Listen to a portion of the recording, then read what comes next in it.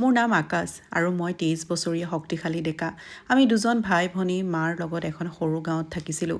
4 বছৰৰ আগতে মোৰ দেউতাৰ মৃত্যু হৈছিল। তেতিয়াৰ পৰা মায়ে আমাক অকলে ডাঙৰ দীঘল কৰিছে। মায়ে আমাক আনৰ ঘৰত কাম কৰি ডাঙৰ দীঘল কৰিছিল। কিন্তু দৰিদ্ৰতাৰ বাবে মায়ে মোক পঢ়াব পৰা নাছিল। সময়ৰ লগে লগে মোৰ স্বাস্থ্যৰ অৱনতি ঘটিছিল যদিও তথাপিও কামলৈ গৈছিল। মই বাৰে বাৰে ঘৰতে থাকিবলৈ ক'লোঁ যাতে অলপ জিৰণি ল'ব পাৰে। কিন্তু মায়ে ক'লে মই ঘৰত থাকিলে টকা ক'ৰ পৰা আহিব। মাৰ কথা শুনি মোৰ বেয়া লাগিল। প্ৰতিদিনে কামলৈ গৈছিলোঁ, কিন্তু মই যি টকা উপাৰ্জন কৰি আছিলোঁ সেইখিনি ঘৰৰ খৰচ বহন কৰিবলৈ যথেষ্ট নাছিল। গতিকে চহৰলৈ গৈ কাম কৰাৰ সিদ্ধান্ত ল'লোঁ। মায়ে মোক অনুমতি দিলে। 2-3 দিনৰ মূৰত বস্তুবোৰ গোটাই লৈ চহৰলৈ ৰাওনা হ'লোঁ। তাত উপস্থিত হৈ কাম বিচাৰিবলৈ ধৰিলোঁ, কিন্তু মই বৰ শিক্ষিত নাছিলোঁ। সেইবাবে ভাল চাকৰি এটাও বিচাৰি নাপালোঁ। ঘৰৰ পৰা অনা টকাবোৰ লাহে লাহে শেষ হৈ আহিছিল। হতাশ অনুভৱ কৰি বজাৰত ঘূৰি ফুৰিলোঁ। বহি থাকোঁতেই পিছফালৰ পৰা কোনোবাই মাত লগালে। ঘূৰি চাওঁতে দেখিলোঁ এগৰাকী ধুনীয়া মহিলাই মোক মাতিছে। মই তাইৰ ওচৰলৈ উঠি গ'লোঁ। তাই মোৰ নামটো সুধি ক'লে, মই দেখিছোঁ তুমি ঘূৰি ফুৰিছা। কিবা কাম লাগে নেকি? মই উত্তৰ দিলোঁ, মোৰ নাম আকাশ আৰু মই মোৰ গাঁৱৰ পৰা কাম কৰিবলৈ আহিছোঁ। কিন্তু কোনো কাম বিচাৰি পোৱা নাই। মহিলাগৰাকী বয়স প্ৰায় 27 বছৰ যেন লাগিছিল যদিও মুখখন নিৰ্দোষতাৰে উজ্জ্বল হৈ পৰিছিল। তাইক একেবাৰে ষ্টানিং যেন লাগিছিল। তাৰ পিছত তাই ক'লে, কাম কৰিব বিচাৰিলে মোৰ ঘৰলৈ আহক। মই তোমাক মোৰ ঘৰত কাম দিম।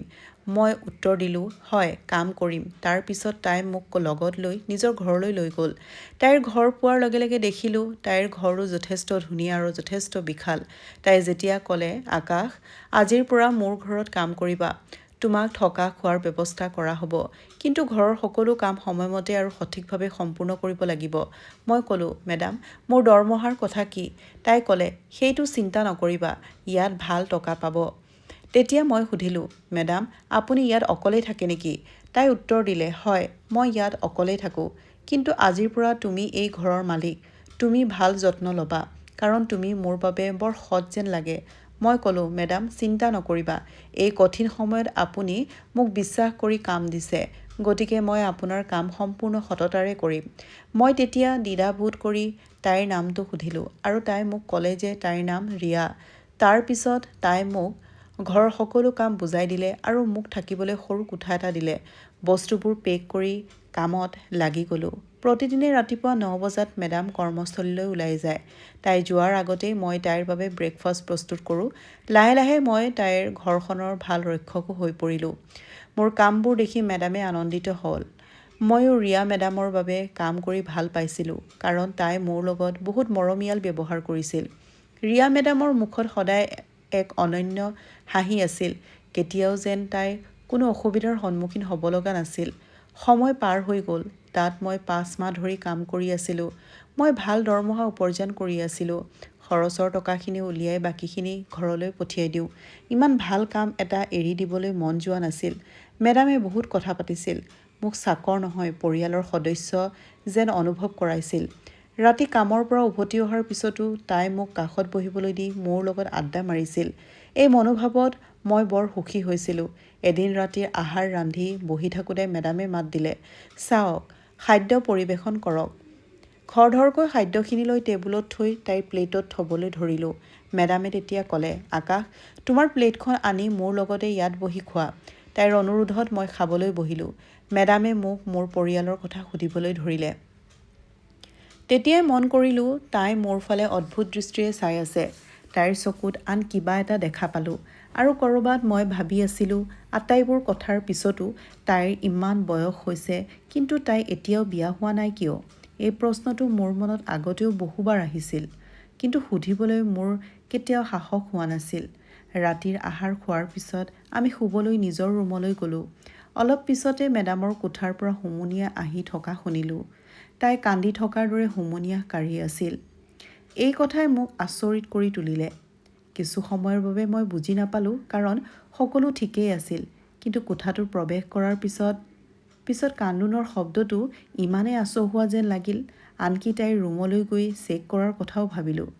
কিন্তু ইমান দেৰিকৈ ৰাতি কাৰোবাৰ কোঠাত সোমাই যোৱাটো উপযুক্ত বুলি নাভাবিলোঁ। গতিকে মই মনে মনে মোৰ কোঠাত শুই পৰিলোঁ। ৰাতিপুৱা লক্ষ্য কৰিলোঁ তাইৰ চকু দুটা বাৰে বাৰে মোৰ ওপৰত ৰৈ আছে। তাই মোৰ ফালে তেনেকৈ চাই থকাটো ঠিক যেন নালাগিল, কাৰণ তাই আগতে তেনেকুৱা হোৱা নাছিল। সেই মুহূৰ্তত মই তাইৰ পৰা মোৰ দৃষ্টি আঁতৰাই নিজৰ কামলৈ উভতি আহিলোঁ, কিন্তু তাই মোক একো কোৱা নাছিল। তাই মাথো মোৰ ফালে চাই থাকিল।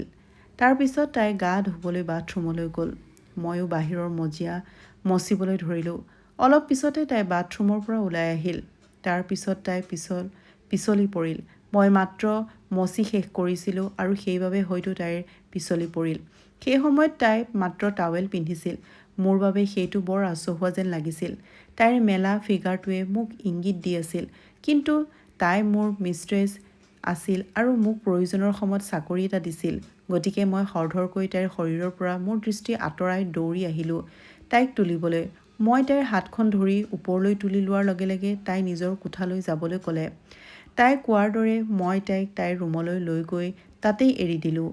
তাৰ পিছত মই খৰধৰকৈ ওলাই আহিলোঁ, কাৰণ তাই যি অৱস্থাত আছিল সেই অৱস্থাত তাত থকাটো বিপৰ্যয়জনতকৈ কম নাছিল, কাৰণ মই এজন অনুভূতি থকা ডেকা আছিলোঁ। মই তাৰ পৰা আঁতৰি যোৱাটোৱে উত্তম বুলি ভাবিলোঁ। 3 দিন কেনেবাকৈ পাৰ হৈ গ'ল, কিন্তু মন কৰিলোঁ মেডাম আগতকৈও বেছি হতাশ হৈ পৰিছে। মোৰ সদায় উল্লাসিত মেডাম এতিয়া বিচলিত হৈ পৰিছিল। ইয়াৰ ফলত মোৰ বৰ বেয়া লাগিল। মই তাইৰ কথা ভাবিবলৈ ধৰিলোঁ। কি হ'ল তাইক ইমান দুখী কৰি তুলিলে? তাইক ইমান ধুনীয়া দেখা গৈছিল যদিও তাৰ পিছত ময়ো তাইৰ দুখত আচৰিত হৈছিলোঁ। কেতিয়াবা গৈ তাইক কি হৈছে বুলি সুধিবলৈ বিবেচনা কৰিছিলোঁ, কিন্তু তেতিয়া ময়ো চাকৰি হেৰুৱাব বুলি ভয় খাইছিলোঁ। মোৰ ভয় লাগিছিল যে মই কোৱা কথা এটাত তাইৰ খং উঠিলে তাই মোক চাকৰিৰ পৰা বৰ্খাস্ত কৰিব, কাৰণ ইমান দিনে চাকৰি বিচাৰি ঘূৰি ফুৰিছিলোঁ। গতিকে আৰু বিচৰণ কৰিবলৈ মন নগ'ল। এই সকলোবোৰ কথা ভাবি মই মোৰ বিচনাত শুই পৰিলোঁ। যেতিয়া আকৌ মেডামৰ হুমুনিয়াহ কাঢ়ি থকা মাতটো শুনিলোঁ, আকৌ শুনি মোৰ অস্বস্তি হ'বলৈ ধৰিলে। তেতিয়া মই সিদ্ধান্ত লৈছিলোঁ যে যিয়েই নহওক মই গম পাম। মই মোৰ কোঠাৰ পৰা ওলাই মেডামৰ কোঠালৈ গৈ তাইৰ দুৱাৰত টুকুৰ মাৰিবলৈ ধৰিলোঁ, কিন্তু টুকুৰ মাৰিলেই শব্দ বন্ধ হৈ গ'ল। কিন্তু মই দুৱাৰমুখতেই থাকিলোঁ। মই অলপ সময় থিয় হৈ থাকিলোঁ। দুৱাৰখন খোল নাখালে। মই মোৰ ৰুমলৈ গৈ শুই পৰিলোঁ। ৰাতিপুৱা হোৱাৰ লগে লগে মই আকৌ কামত ব্যস্ত হৈ পৰিলোঁ, কিন্তু সেই একেটা বিষাদ তেতিয়াও মেডামৰ মুখতে দেখা গৈছিল আৰু সহ্য কৰিব নোৱাৰি তাইক সুধিলোঁ, কি হৈছে? কিছুদিনৰ পৰা লক্ষ্য কৰি আছোঁ যে তুমি বৰ বিচলিত হৈছা। আগতে তুমি এনেকুৱা নাছিলা। হঠাতে কি হ'ল? মোৰ কথা শুনি তাই ক'লে, আকাশ, এই সকলোবোৰ জানি তুমি কি কৰিবা? মোক নিজৰ ইচ্ছামতে এৰি দিয়া আৰু তোমাৰ কামত মনোনিৱেশ কৰা। মই আহিলেই ক'ম। সময় আহিলেই মই ক'ম। মোৰ মেডামৰ পৰা এনে কথা শুনি মই নিমাত হৈ থাকিলোঁ, কাৰণ মেডাম এগৰাকী ভাল মহিলা আছিল আৰু মোৰ লগত কেতিয়াও বেয়া ব্যৱহাৰ কৰা নাছিল। তাৰ পিছত এফালে থৈ পুনৰ কামত লাগি গ'লোঁ। কিন্তু এতিয়া মোক মেডামৰ দ্বাৰা অধিক অশান্তি দিয়া হ'ল। এনে লাগিল যেন মই তাইৰ প্ৰেমত পৰিছোঁ। আজি কাম শেষ কৰি কোঠালৈ উভতি আহোঁতে আকৌ একেবোৰ মাত শুনিলোঁ, কিন্তু মই সিদ্ধান্ত লৈছিলোঁ যে ইয়াৰ আঁৰৰ কাৰণটো মই জানিবই পাৰিম। মই মোৰ কোঠাৰ পৰা ওলাই মেডামৰ কোঠাৰ ওচৰত থিয় হ'লোঁ। দুৱাৰত টুকুৰ মাৰিলোঁ। দুৱাৰখন খোল নাখালে। মই মোৰ কোঠাৰ ফালে আগবাঢ়িবলৈ লওঁতেই দুৱাৰখন খোল খালে। মই ওপৰলৈ চাই দেখিলোঁ তাই থিয় হৈ আছে, নাইটি পিন্ধি। তাই দুখেৰে সুধিলে, কি হৈছে? আকাশ, ইমান দেৰিকৈ ইয়াত কি কৰি আছা? মই উত্তৰ দিলোঁ, মেডাম, তোমাক আৰু দুখী দেখি সহ্য কৰিব নোৱাৰোঁ, সেইবাবে মই জানিবলৈ আহিছোঁ। এই কথা শুনি তাই মোৰ হাতত ধৰি মোক নিজৰ কোঠালৈ লৈ গ'ল আৰু মোক বহিবলৈ ক'লে। তাৰ পিছত ক'লোঁ, এতিয়া কোৱা কি কথা? তাই ক'লে, আকাশ, মই অনাথ। মই 4 বছৰ বয়সত এজন মানুহে মোক দত্তক লৈছিল, কাৰণ তেওঁৰ নিজৰ কোনো নাছিল। গতিকে তেওঁ মোক নিজৰ ঘৰলৈ আনি ভালকৈ ডাঙৰ দীঘল কৰিছিল। তেওঁৰ লগত থাকি মই বুজিলোঁ যে পিতৃ-মাতৃৰ প্ৰেম কি। তেওঁ মোক এজন পিতৃ প্ৰেমৰ লগতে মাতৃ মৰমো দিছিল। তেতিয়াৰ পৰা মই তেওঁক বাবা বুলি ক'বলৈ আৰম্ভ কৰিছিলোঁ। 18 বছৰ বয়সত মই বহুত ধুনীয়া আছিলোঁ। কলেজৰ ল'ৰাবোৰে মোৰ লগত বন্ধুত্ব কৰিব বিচাৰিছিল। তাৰ পিছত এদিন মোৰ দেউতাৰ হঠাতে মৃত্যু হৈছিল, কাৰণ সেইদিনা মই আকৌ অনাথ হৈ পৰিছিলোঁ। তেওঁ যোৱাৰ পিছত মই পঢ়া-শুনা আগবঢ়াই লৈ গ'লোঁ। সেই সময়ছোৱাতে কলেজত এজন ল'ৰাৰ প্ৰেমত পৰিলোঁ। তেওঁ মোক ডাঙৰ ডাঙৰ সপোন দেখুৱাবলৈ ধৰিলে, যিবোৰে মোক মোৰ ভৱিষ্যতক লৈ বহুত সুখী কৰি তুলিলে। তেওঁ মোক কেতিয়াবা হোটেললৈ লৈ গৈছিল, কেতিয়াবা আন কোনোৱে ভ্ৰমণ নকৰা দূৰৈৰ ঠাইলৈ লৈ গৈছিল। তেওঁ প্ৰতিদিনেই মোৰ লগত নিজৰ ইচ্ছাক ভোগ কৰিছিল। মই যেতিয়াই তেওঁক বাধা দিবলৈ চেষ্টা কৰিছিলোঁ তেতিয়াই তেওঁ কৈছিল, আমি বিয়া হ'ম, চিন্তা নকৰিবা, মই তোমাক কেতিয়াও অকলে এৰি নাযাওঁ। কিন্তু কেইমাহমানৰ পাছত যেতিয়া মই গৰ্ভৱতী হ'লোঁ তেতিয়া মোৰ ভয় আৰু অস্থিৰ হৈ পৰিল। এদিন তেওঁক ফোন কৰি সকলো কথাই ক'লোঁ। মই তেওঁক ক'লোঁ, বিয়া কৰাওক, বিয়া নোহোৱাকৈ মই কেনেকৈ মাতৃ হ'ম? সমাজে কি ক'ব? মই ধ্বংস হৈ যাম। কিন্তু মোক সেই অৱস্থাতে এৰি মোক চিৰদিনৰ বাবে অকলে এৰি থৈ গ'ল। তেওঁ মোক বিয়া কৰাবলৈ সম্পূৰ্ণৰূপে অস্বীকাৰ কৰিলে। লাহে লাহে মোৰ প্ৰেমৰ কথা সকলোৱে শুনিবলৈ ধৰিলে আৰু তাৰ পিছত মানুহে মোক প্ৰতিদিনে গালি-গালাজ কৰিবলৈ ধৰিলে। আনকি কিছুমান ল'ৰাই মোৰ মৰ্যাদা লৈ খেলিব বিচাৰিছিল। ইয়াৰ বাবে মই ঘৰৰ বাহিৰলৈ যোৱা বন্ধই কৰি দিলোঁ। মই প্ৰতিদিনে কান্দিছিলোঁ, কিন্তু মোৰ অনুভৱ কোনেও বুজি নাপালে। এদিন ভালদৰে বিবেচনা কৰি সিদ্ধান্ত লৈ মই গৰ্ভপাত কৰিলোঁ। নিজৰ দুখন ভৰিৰে থিয় হ'ব লগা হ'ল। কিছুদিন ঘৰতে পৰি থাকিলোঁ কি কৰিম বুলি ভাবি। সময় পাৰ হৈ গ'ল। মই বিবাহৰ বয়সৰ কাষ চাপি আহিছিলোঁ। কিন্তু মই অনাথ আছিলোঁ। মোৰ প্ৰতি কোনেও গুৰুত্বই নিদিলে। সেইবাবে বাহিৰত ল'ৰাৰ লগত বন্ধুত্ব কৰিবলৈ আৰম্ভ কৰিলোঁ। কিন্তু তেওঁলোক সকলোৱে মোৰ শৰীৰৰ বাবে ভোকত আছিল, মোক শোষণ কৰিছিল। এই পৰিস্থিতিয়ে মোক বিধ্বস্ত কৰি পেলালে। তাৰ পিছত সেই চহৰখন এৰি আন এখনলৈ যোৱাৰ সিদ্ধান্ত ল'লোঁ আৰু এদিন মই ইয়ালৈ আহিলোঁ। আহি পোৱাৰ পিছত এটা কোম্পানীত পাৰ্ট টাইম কাম কৰি বাকী সময়খিনিত পঢ়া-শুনা অব্যাহত ৰাখিলোঁ। সময়ৰ লগে লগে মই এটা বৃহৎ কোম্পানীত উচ্চ পদবী লাভ কৰিলোঁ মোৰ সামৰ্থ্যৰ বাবে। বৰ্তমান মই কাম কৰা কোম্পানীটোৰ কেইবাজনো পুৰুষে মোক প্ৰস্তাৱ দিছিল যদিও যেতিয়া তেওঁলোকে গম পালে যে মই অনাথ, তেতিয়া তেওঁলোকে সম্পূৰ্ণৰূপে নাকচ কৰিলে। এইটোৱে মোক গভীৰভাৱে আঘাতপ্ৰাপ্ত আৰু অসুস্থ কৰি পেলালে। মই ডাঙৰ হৈ গৈছিলোঁ। এগৰাকী পুৰুষৰ প্ৰতি মোৰ অনুভৱে মোৰ ভিতৰত আলোড়ন কৰিবলৈ আৰম্ভ কৰিছিল। মই বিয়া হ'ব বিচাৰিছিলোঁ, ঘৰ এটা স্থাপন কৰিব বিচাৰিছিলোঁ আৰু পত্নীয়ে স্বামীৰ পৰা বিচৰা সকলোখিনি পাব বিচাৰিছিলোঁ। কিন্তু মোৰ এনে অনুভৱ হ'বলৈ ধৰিলে যে মোৰ বাবে বিয়া পাতিবলৈ বৰ কষ্টকৰ। এদিন অফিচত বহি এই সকলোবোৰ কথা ভাবি থাকোঁতে হঠাৎ বুকুৰ বিষ অনুভৱ কৰি অজ্ঞান হৈ পৰিলোঁ। ডাক্তৰে মোক ক'লে যে এইটো প্ৰথম হাৰ্ট এটেক। গতিকে এতিয়াৰ পৰা মই কোনো বিৰক্তিকৰ কথা চিন্তা কৰা উচিত নহয় বা কোনো কথা চিন্তা কৰা উচিত নহয়, নহ'লে পুনৰ হ'ব পাৰে। কিছুদিনৰ পাছত অতীতৰ কথাবোৰত গুৰুত্ব দিয়া বাদ দি সদায় হাঁহিবলৈ চেষ্টা কৰিলোঁ। কিন্তু যোৱা কেইদিনমানৰ পৰা যেতিয়াই মোৰ কোঠালৈ আহে তেতিয়াই মোৰ জীৱনত অকলশৰীয়া অনুভৱ হয়। এনে লাগে যেন মই অনাথ আৰু তেনেকৈয়ে থাকিম। এই দুখৰ বাবেই চকুৰ পানী নিয়ন্ত্ৰণ কৰিব নোৱাৰি কান্দিবলৈ আৰম্ভ কৰোঁ। এই সকলোবোৰ কৈ থাকোঁতে মেডামৰ চকু দুটা চকুলোৰে ওলাই আহিল। কিন্তু তাইৰ কথা শুনাৰ পিছত মোৰ চকুলো ওলাই আহিল। মই ভাবিবলৈ ধৰিলোঁ মানুহবোৰ কিমান নিস্বাৰ্থপৰ।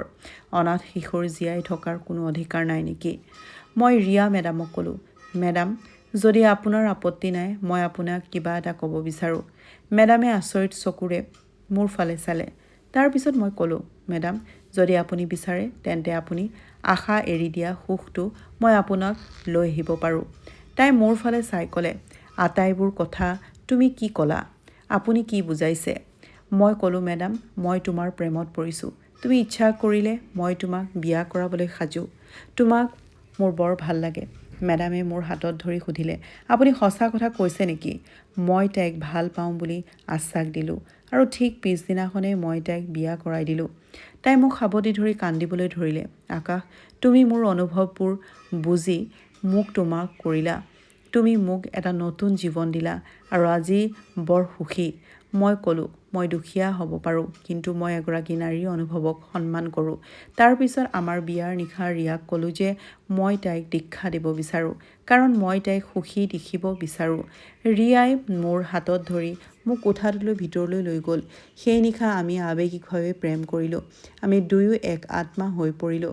ৰাতিপুৱা হোৱাৰ লগে লগে মই মোৰ পত্নী ৰিয়াৰ মুখত সেই একেই হাঁহিটো আকৌ দেখিলোঁ, যিটো হাঁহিয়ে মোক বৰ সুখী কৰি তুলিলে।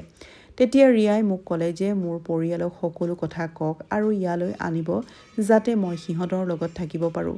সেয়ে মই মোৰ গাঁৱলৈ গৈ মাক সঁচা কথা ক'লোঁ আৰু ইয়ালৈ আনিলোঁ। এতিয়া আমি সকলোৱে ইয়াত সুখী